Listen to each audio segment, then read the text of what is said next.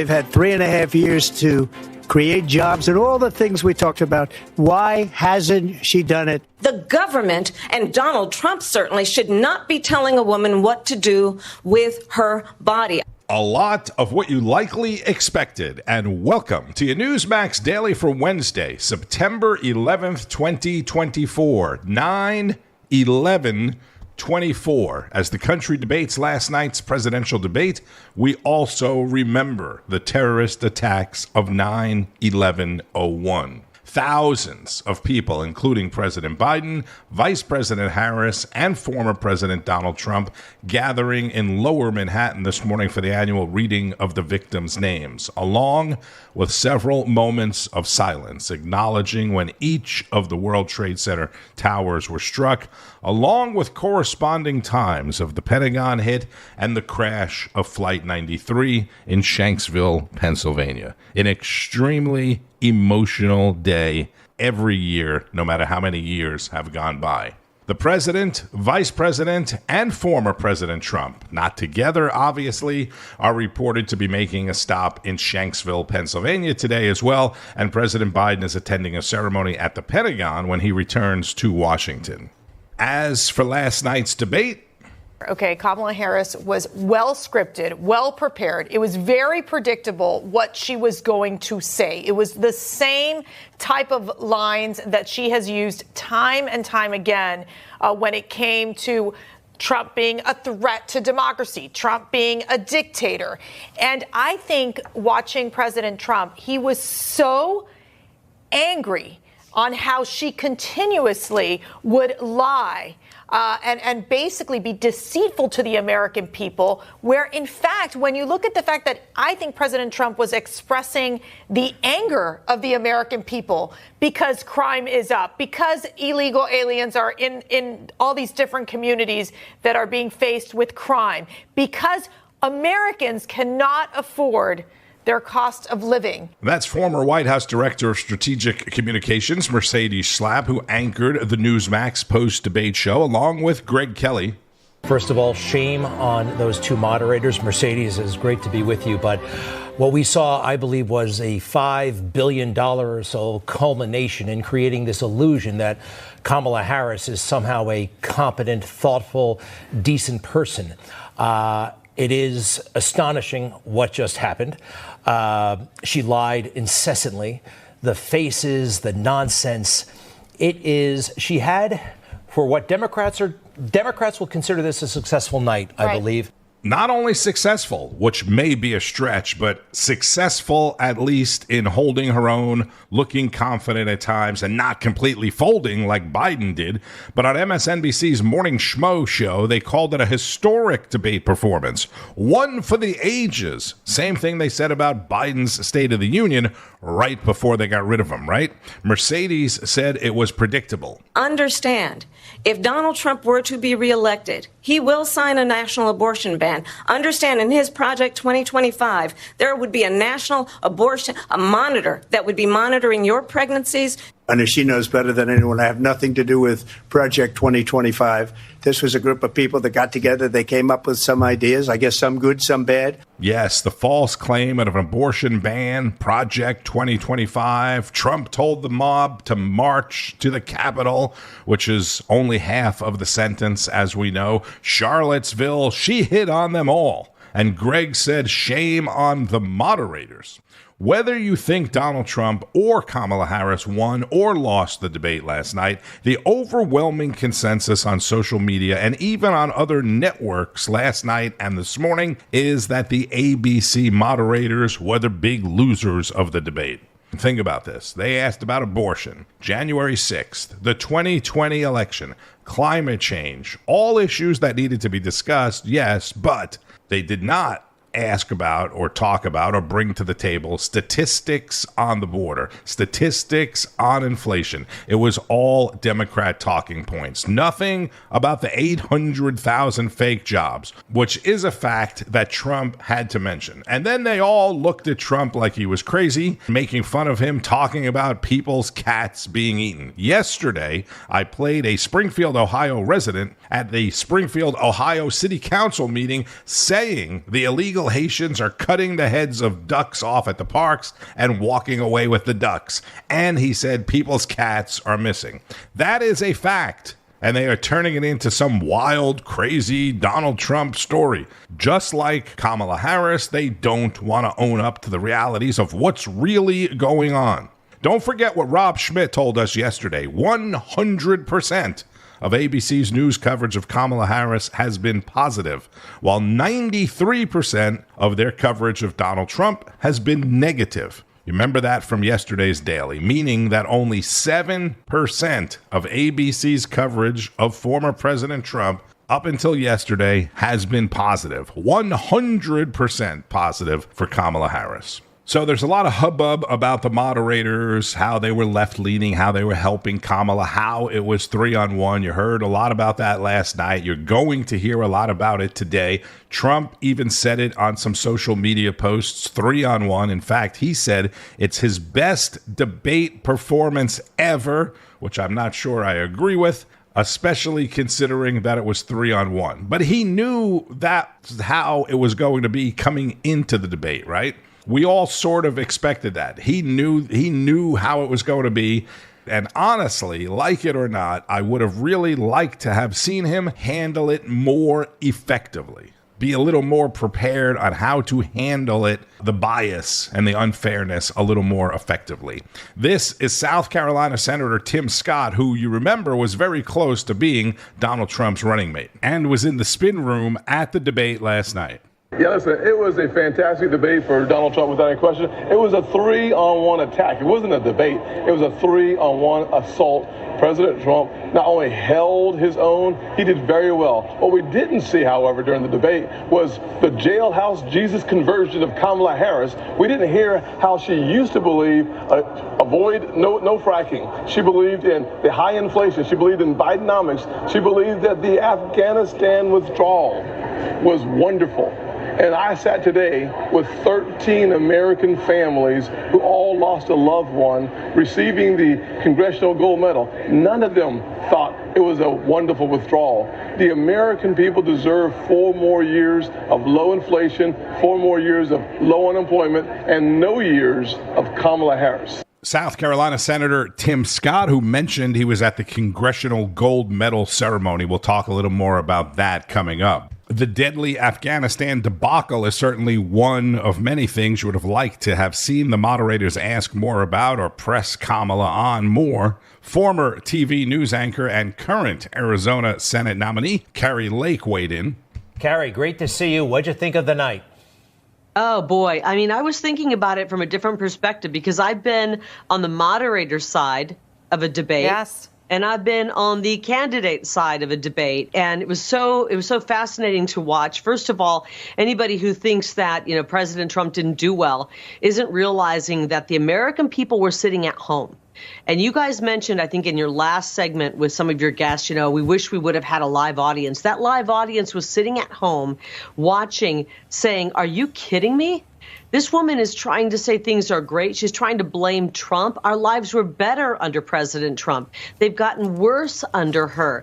She hasn't had to account for the fact that inflation has gone through the roof, that we can't afford to heat our homes, to cool our homes, to put gas in the car. We can't afford groceries. Our mortgage payments, if we're lucky enough to have a home, have gone up more than 100%. And what about that open border? What about the women pouring across? She says she cares about women. What about the women pouring across who've been raped along the way? The 320,000 children who are missing, many of them likely dead or in the middle of a sex trade. None of that was answered for, and the people at home were asking those questions. I'm sure there were people at home ready to throw things at the TV set tonight.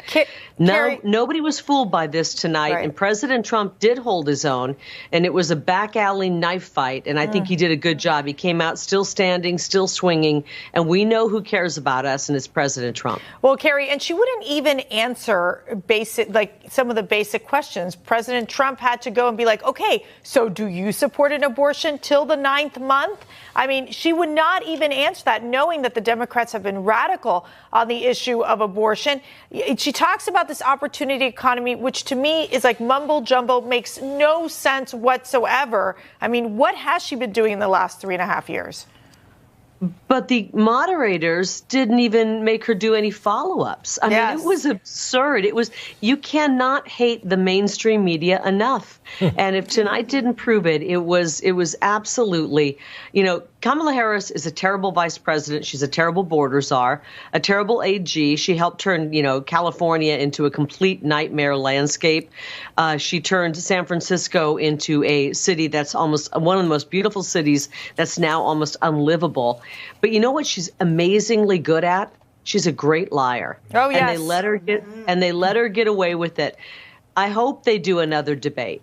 And I hope this time when President Trump prepares for it, when he's doing his prep, if he does prep, he's got two people acting as moderators attacking him, and he's got somebody standing in the opposite, debate, ready to debate him, attacking him. And he knows he's going to have to debate three people at once. God bless that man for fighting for us every day. Arizona GOP Senate nominee Kari Lake on Newsmax. She hopes there is a second debate, as does most of America. According to the Washington Post, the Harris campaign has quickly called for a second debate. So either they think she did so good they want her to continue propelling herself with another debate, or they know that she didn't really talk about any policy. She basically just deflected questions and attacked Trump and smiled a lot. Maybe they think she needs another debate. Yesterday, we talked about some of the policy that she had just put up on her website, including saying that she will stand up to dictators and lead on the world stage.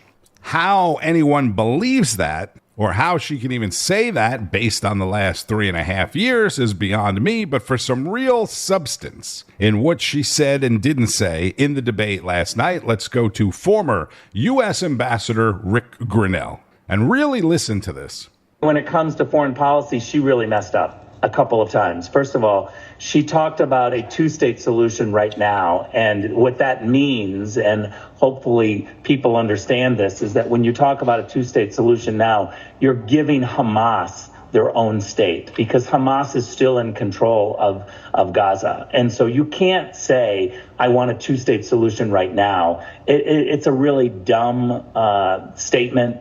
It's naive about foreign policy, so she really messed up there. And then the other foreign policy mess up that she did is she, was very proud to say that she's met with Zelensky 5 times, as she said. She raised her hand. 5 times she's met with Zelensky, but never once talked about a peace plan. Think about that. Our vice president of the United States is meeting consecutively with Zelensky and just promoting war, more war, death and destruction, and lots of money for the American people to spend on war. And President Trump was forceful, direct. He was tough. He was honest. Let's face it, Kamala got under his skin once or twice and maybe put him on the defensive a little bit too much. Rick, final thoughts. Actually, Greg, you know what I would just say to that is I think that President Trump was annoyed with the moderators. Yes. He's looking around being like, are you not going to fact check her and only fact check me? And so I love the gift that the American people just saw, just how terrible the media is and how much they're out to get Donald Trump. I hope the media, who always say we don't want personal attacks from Donald Trump, recognize that all Kamala Harris did tonight was attack Donald Trump in ruthless ways, mean-spirited ways. She was very nasty about that, and I hope that she gets called out for that. She wasn't talking about policies. Great insight from former U.S. Ambassador Ric Grenell there, along with former Marine Lieutenant Greg Kelly. So talk of the debate and highlights of the debate will be highlighting the news for the remainder of the week and on the weekend shows as well, I'm sure. Senator Scott mentioned the Congressional Gold Medal ceremony for the 13 U.S. service members killed in the botched pullout of Afghanistan. House Speaker Mike Johnson honored the victims at yesterday's ceremony, so we will as well. My colleagues in Congress, our distinguished guests, and the families of the 13 brave service members we lost 3 years ago. As Speaker of the House, I have the privilege of welcoming you to the Capitol as we award the Congressional Gold Medal. The medal is the highest honor that Congress can bestow upon any group or individual. Since the time of the American Revolution, Congress has commissioned these medals to show our national appreciation for the achievements and contributions of great Americans. And today we're here to honor some of our greatest. Scripture teaches us that greater love hath no man than this, that a man lay down his life for his friends. Today we honor that very love and that very sacrifice. On August 26, 2021, 13 men and women of valor embodied this profound love while defending this nation at Hamid Karzai International Airport. Their names are etched into our hearts and now into the history of our nation. And they are Marine Corps Staff Sergeant Taylor Hoover, Marine Corps Sergeant Johanny Pachardo, Marine Corps Sergeant Nicole G., Marine Corps Corporal Hunter Lopez, Marine Corps Corporal Dagan Page, Marine Corps Corporal Humberto Sanchez, Marine Corps Lance Corporal David Espinoza, Marine Corps Lance Corporal Jared Schmitz, Marine Corps Lance Corporal Riley McCollum, Marine Corps Lance Corporal Dylan Marola, Marine Corps Lance Corporal Kareem Nakui, Navy Petty Officer 3rd Class Maxton Soviak, and Army Staff Sergeant Ryan Knaus. Our nation owes a profound debt of gratitude to these service members and those here today who are with them in Kabul. We also owe them something deeper, and that is an apology. To the families who are here, I know many of you have yet to hear these words, so I will say them. We are sorry. The United States government should have done everything to protect our troops. Those fallen and wounded at Abbey Gate deserved our best efforts. And the families who have been left to pick up the pieces continue to deserve transparency and appreciation and recognition. To you and the families who are not here, I can promise you this: you are not alone in shouldering the burdens from that day. And although we can never fully measure your loss, we can and we must memorialize the ultimate sacrifice that was paid. House Speaker Mike Johnson leading the Congressional Gold Medal ceremony for the 13 U.S. service members killed during the Abbey Gate bombing in Afghanistan. David Muir, one of the moderators there from ABC, he did ask Vice President Harris if she had any regrets about the withdrawal from Afghanistan or if she would have done anything different. I don't remember exactly how he worded it without mentioning specifically the service members. And the vice president said, "Well, I will tell you this, that I agreed with President Biden's plan. She deflected a lot of questions, mostly went on the attack. Donald Trump, honestly, also deflected some questions. As I mentioned, I would have liked to have seen him address more directly some of the questions because he can address them directly. He can speak specifically to things that he has done, accomplishments that he has, where Harris cannot. That is the bottom line," like Trump said in his closing statement. They've had 3.5 years to fix the border.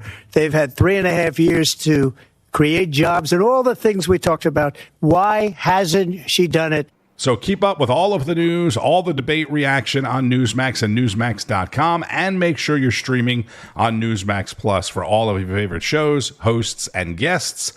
Analysis from political analyst Mark Halpern, Senator Santorum, Governor Huckabee, Kari Lake, Alan Dershowitz, and many, many others. NewsmaxPlus.com. I'm Tony Marino. Thank you so much for listening to the Newsmax Daily. Do take a moment today to reflect on the terror attacks of 9/11 and keep on fighting the good fight. News breaks every minute, every day. You need the app, the Newsmax app. Find it free on your smartphone store. Then watch us anytime, anywhere.